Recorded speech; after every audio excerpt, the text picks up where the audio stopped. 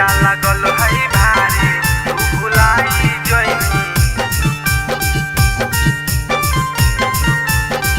मेलावा में रानी से बोलो शिव शंकर भगवान की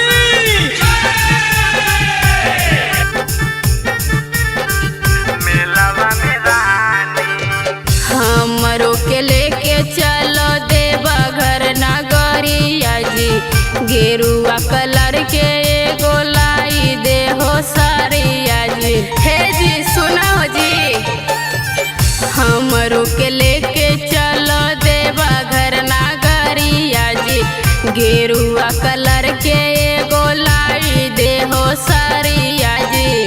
कहो हियो सचे राजा बतिया लमानी कहो हियो सचे राजा बतिया लमानी। मेला लगल है भारी तू भुलाई जइनी मेलावा में रानी मेला लगल है भारी तू भुलाई जइनी मेलावा में रानी बोलो बोलो बाबा बैजनाथ की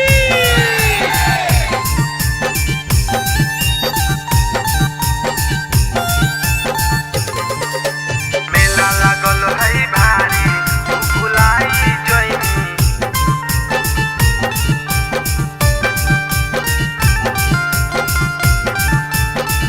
मेलावा में रानी जलब चढ़ैबै हमहू करबै दर्शना मंजी भोला बाबा से राजा मांगबै मांगना माजी। ए जी चलो ने जी जलब चढ़ैबै हमहू करबै दर्शना मंजी भोला बाबा से राजा मांगबै मांगना माजी।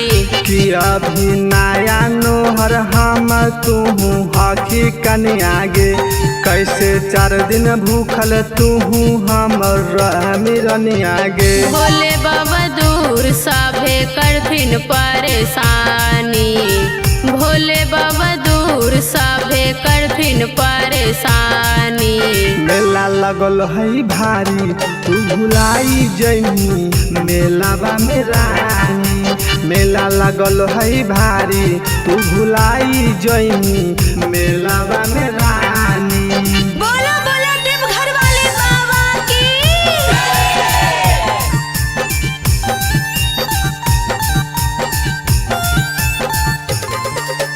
मेला लगल है भारी तू भुलाई जइनी